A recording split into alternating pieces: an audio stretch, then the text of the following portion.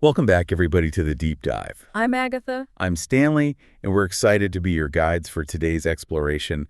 We're going to be cracking open the Lancet, Issue 10423. issue 10423 from January 20th, 2024. And you can find links to the full document in the description below. Yeah, so don't worry if you don't have a science degree. We'll break it I'm down going to break it all down for you. like you're back in school again. Exactly. All right, so the first article that we're going to talk about is titled Skeletal Stem Cell Therapy, Challenge Meets Opportunity.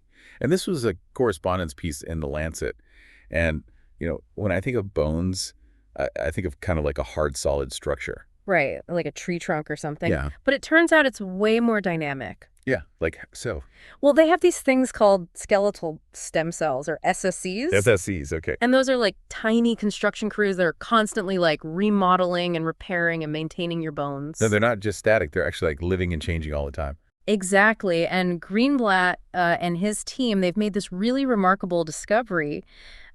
They found that there are multiple types of these skeletal stem cells, and they're all tucked away in different parts of our skeleton, so it's not just like one size fits all. It's like we've got specialists for different types of bones. Exactly. And this has like huge implications for treating skeletal diseases like osteoporosis, which we know is becoming more prevalent as we age. So could this lead to like super targeted therapies depending on which bone is affected? Precisely, like using the right tool for the job. That's amazing, like having a specialized repair team for each part of your house. Right. But there's a twist to this story. Oh, there's always a twist. While these SSCs hold immense promise for healing, a study by Sun and his colleagues that was published in Nature actually found that a specific type of SSC that's found in our vertebrae can actually help breast cancer spread to the spine. Wait, so these helpful little stem cells could actually be aiding the enemy? I thought cancer spread mainly through the bloodstream. Right. That was the prevailing theory. But this research shows that these particular SSCs can actually create a kind of welcoming environment for cancer cells, making it easier for them to take root in the spine. So like a Trojan horse situation. In a way, yeah. It's like finding out that your friendly neighborhood gardener has unintentionally been helping invasive plants spread. That's a good one, yeah. So this new understanding of SSCs really highlights both the incredible potential they hold for treating bone diseases, but also this need to proceed cautiously, The two sides of the same coin. Exactly. So it's fascinating how something so tiny can have such a huge impact. Absolutely. All right, let's shift gears from bones to breathing, shall we? Okay, I'm with you.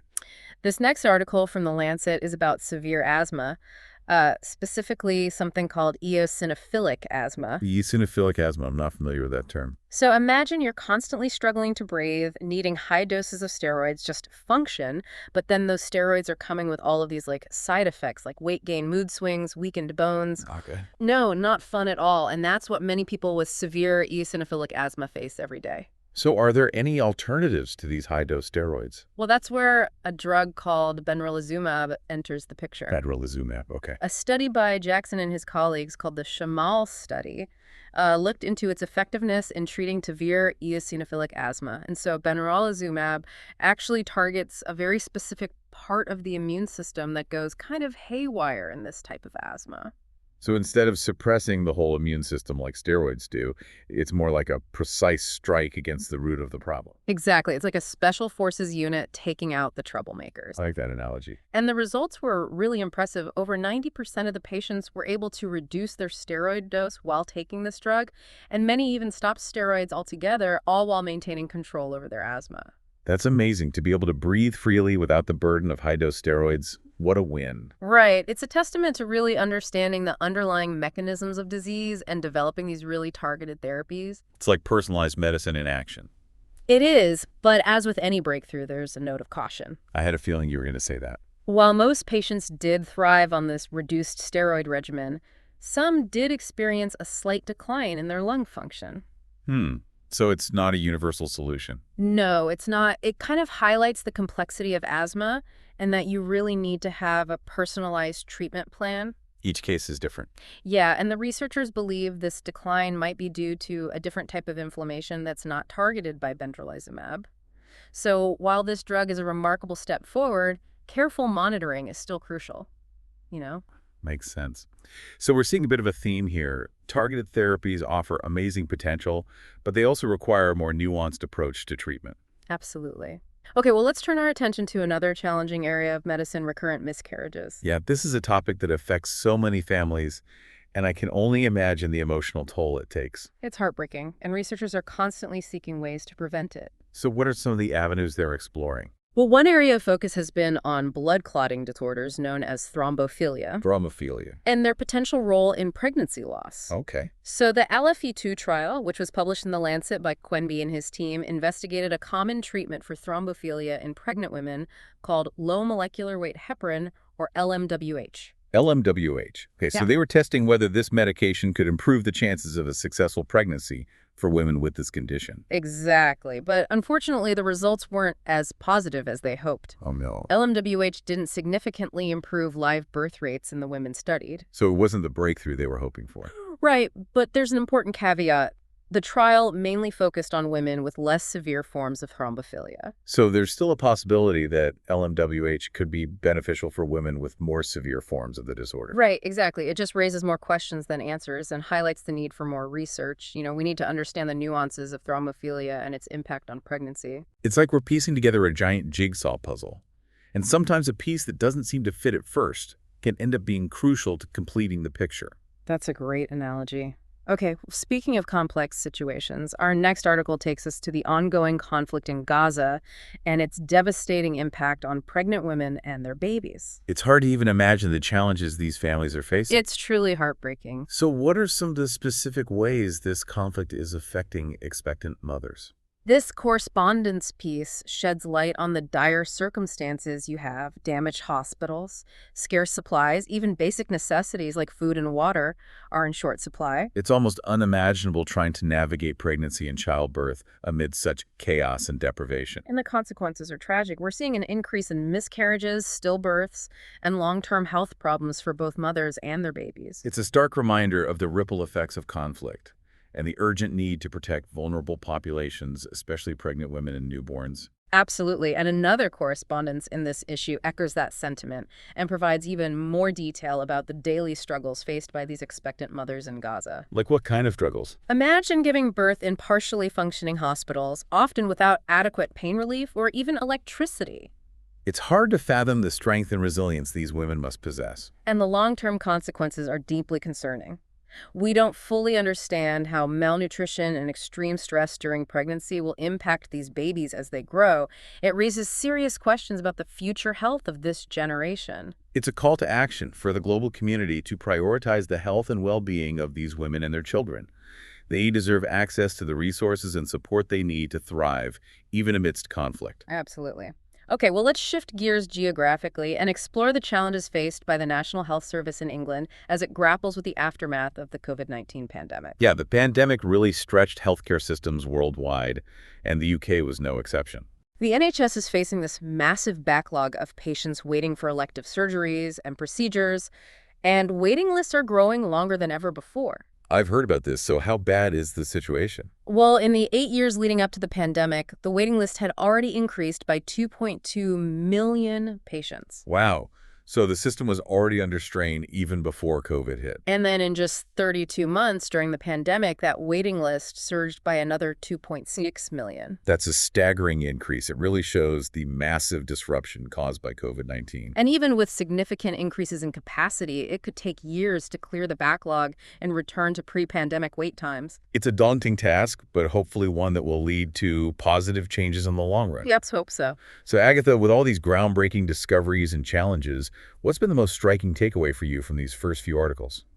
What's really resonated with me is this increasing focus on personalized medicine. Oh, interesting. Tell me more. Whether it's using specific types of skeletal stem cells for bone repair, or tailoring asthma treatments to target the underlying inflammation, or even understanding the nuances of thrombophilia in pregnancy, we're seeing a shift towards these more individualized approaches to healthcare.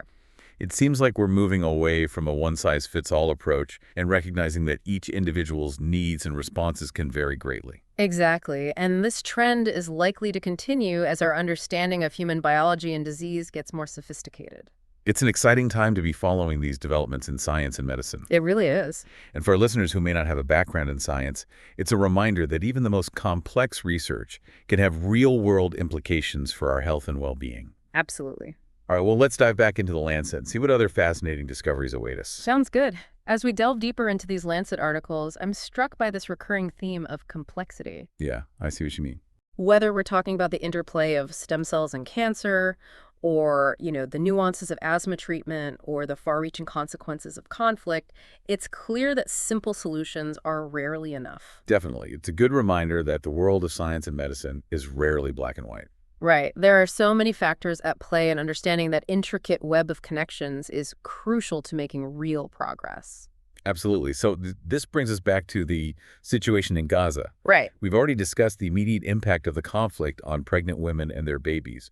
But this next article takes a broader perspective. It does. This article was published by El Naquib and colleagues, and it really delves into the psychological and social dimensions of the conflict. Okay, so it's looking beyond the physical health impacts. Exactly, highlighting the profound impact that this conflict is having on mental health. Makes sense. Particularly for expectant mothers, imagine living with this constant fear of violence, uncertainty about the future, and very limited access to essential services.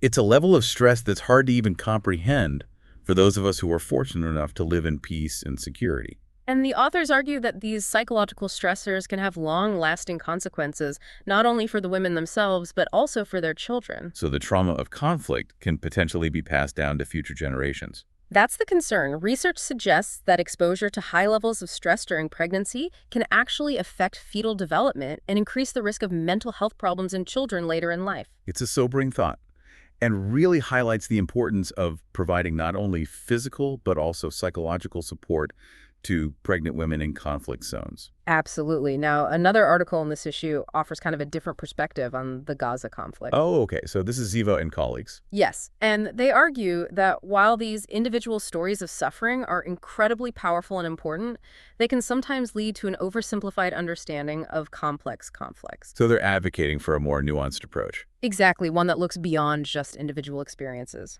So taking into account the bigger picture. Right. They emphasize the need to consider all the historical, political, and social factors that contribute to the conflict. Because focusing solely on individual narratives can sometimes obscure the broader context. And potentially hinder the search for effective solutions. It's like trying to understand a play by only watching one scene. You might miss the overall plot and the motivations of the characters. That's a great analogy. So these authors are calling for more comprehensive investigations. They're saying we need to examine the conflict from multiple angles, taking into account international humanitarian law, the actions of all involved parties, and the long-term consequences of the violence. It's a reminder that even in the most challenging and emotionally charged situations, maintaining a critical and balanced perspective is crucial. Couldn't agree more. All right, well, let's shift gears from conflict to a different kind of challenge, understanding and treating neurological disorders. That was good. So this next article focuses on Parkinson's disease. Okay, Parkinson's is a devastating condition, and I'm always interested in hearing about any progress in research. Well, this article is actually an editorial, and it summarizes the key takeaways from an entire series on Parkinson's disease that's published in this issue. So it's a curated guide to the latest research. Exactly. And one of the most striking points raised in this editorial is the sheer scale of the challenge. With increasing life expectancy and fewer deaths from other causes, the number of people living with Parkinson's is projected to skyrocket in the coming decades. Wow, that's a daunting statistic. What are the implications for healthcare systems worldwide? It's a major concern. We're going to need more resources, more specialists, and more effective treatments to meet this growing demand for Parkinson's care. So the need for investment in Parkinson's research is greater than ever. Absolutely. And the editorial also highlights another challenge, the difficulty of early diagnosis. I see. Early diagnosis is crucial for so many conditions. It is because identifying Parkinson's in its early stages is really crucial, because early intervention can potentially slow the progression of the disease and improve quality of life for patients. It's like catching a leak in a boat early on. A small repair now can prevent a major disaster later. Exactly. But the symptoms of early Parkinson's can be very subtle and easy to miss. So it's a tricky diagnosis. It can be, and that's why there's a lot of research focused on developing these more accurate and sensitive diagnostic tools. Makes sense. Are there any promising new treatments on the horizon for those who are already diagnosed with Parkinson's? Well, the editorial mentions several areas of active research, including the development of new drugs that can manage those symptoms, like tremors and stiffness, as well as non-pharmacological approaches like using robotics. Robotics. Yeah, to assist with movement difficulties. That sounds pretty futuristic. How does that work? So imagine a robotic exoskeleton that's providing support and assistance with walking or robotic devices that can help with fine motor tasks like eating or writing. That's incredible. It sounds like science fiction becoming reality. It is, and there's also a lot of growing interest in lifestyle interventions like exercise and dietary modifications to help manage Parkinson's symptoms. So it's not just about finding a cure, but also about helping people live well with Parkinson's. Precisely. And that also includes providing support for caregivers who often play such a crucial role in managing the challenges of this condition. It's a good reminder that care extends beyond the patient themselves to encompass the entire support network. Exactly. All right, well, let's circle back to the fascinating world of skeletal stem cells, but this time with a focus on their role in a rare and serious condition called craniosynostosis. Craniosynostosis, I'm not familiar with that term. So it's a birth defect where the bones in a baby's skull fuse together too early, Oh, wow. which can restrict brain growth and lead to developmental problems. That sounds incredibly challenging. It is, and a study published in Nature by Bach and colleagues delves into the role of skeletal stem cells in craniosynostosis. So are these stem cells somehow contributing to the problem? The research suggests that different types of skeletal stem cells, particularly those found in the skull, are involved in the development of craniosynostosis. Interesting. They seem to be playing a role in this premature fusion of those skull bones. So understanding these stem cells could be key to developing new treatments for this condition. Exactly. This research is still in its early stages, but it opens up some really exciting possibilities for targeted therapies that could either prevent or correct the premature fusion of those skull bones. That's incredibly promising. It gives hope to families who are facing this really challenging condition. It does. And speaking of promising research, remember that study we discussed about reducing steroid use in patients with severe asthma who are responding well to that biologic treatment? Yeah, the one about benralizumab, it seemed like a major step forward in asthma management. Well, this issue of The Lancet has another article on the same topic. Oh, really? Yeah, also by Jackson and his colleagues. Okay. And it dives even deeper into the question of how to safely reduce steroid doses in these patients. So it's building on the previous research. Exactly. This article focuses on the Shamal study, a randomized controlled trial that specifically investigated the impact of reducing inhaled corticosteroids, or ICS, in patients with severe eosinophilic asthma who are being treated with benralizumab. Right, and we know that high doses of steroids can lead to all sorts of unwanted side effects. Exactly. So finding ways to minimize that steroid exposure while still effectively managing asthma is crucial. Absolutely. So what did the Shamal study find? The results were pretty remarkable. It showed that patients who were doing well on benralizumab could significantly reduce their ICS dose without compromising their asthma control. That's great. In fact, over 90% of the patients in the study were able to reduce their ICS intake, and a majority of them didn't experience any asthma exacerbations during the study period. Wow, that's impressive. It sounds like a win-win situation for these patients. Fewer steroids and better asthma control. It seems that way, however. It is important to note that some patients did experience a slight decline in lung function when their ICS dose was reduced. Well, that's concerning. So does this mean that reducing steroids isn't a safe option for everyone? Not necessarily. The researchers believe that this decline in lung function might be linked to a different type of inflammation that isn't targeted by benralizumab. I see. They suggest that monitoring certain biomarkers like fractional exhaled nitric oxide or FeNO could help identify patients who might be at higher risk for this decline. So it's all about finding the right balance. Personalized medicine is key here. Precisely, this study highlights the importance of carefully evaluating each patient and tailoring their treatment plan to their individual needs and responses. It's fascinating how each new piece of research adds to our understanding and helps us refine our approach to treatment. And that brings us to the end of our deep dive into the Lancet issue 10423. We've covered a lot of ground today, Agatha, from those intricate skeletal stem cells to the complexities of conflict. It's been quite a journey through cutting-edge research. Yeah, it's amazing how much ground a single issue of the Lancet can cover. And while each article delves into a very specific topic, I'm struck by how interconnected it all is. I agree. We've seen how those scientific discoveries can have those unexpected consequences and how individual stories can illuminate larger societal issues Definitely. and how that pursuit of knowledge really requires both passion and critical thinking. Yeah, it's a real testament to the power of science and medicine It is. to grapple with some of humanity's most pressing challenges, For sure. from tackling diseases to understanding the impact of conflict on individuals and communities. It's a big task. It is. And for our listeners who might be feeling a little overwhelmed by all of this information, it's okay to take it one step at a time. That's right. The beauty of a deep dive is that you can explore at your own pace. You can pause. Yeah, revisit the parts that pique your interest. Yeah, rewind. And let the information sink in gradually. Yeah. Maybe start with the article that resonated with you the most, or the research area that sparked your curiosity. Absolutely. So for you, what was the most interesting part? For me, it was that potential of skeletal stem cells to revolutionize how we treat bone diseases. Imagine a future where we can regenerate damaged bone or even prevent birth defects like craniosynostosis. That's pretty amazing. It's a tantalizing glimpse into the future of medicine. It really is. And that's what makes exploring these scientific journals so exciting. They're filled with those possibilities, Yeah. challenges, and the constant pursuit of knowledge. So, dear listeners, we encourage you to keep diving deep. Yeah, keep asking those questions. Keep exploring the fascinating world of science and medicine. And remember, you can find links to all the articles we discussed today down in the episode description. Yeah, go ahead, satisfy that curiosity. Yeah. Delve into those details. And until next time, stay curious and keep those brains buzzing. We'll see you on our next deep dive.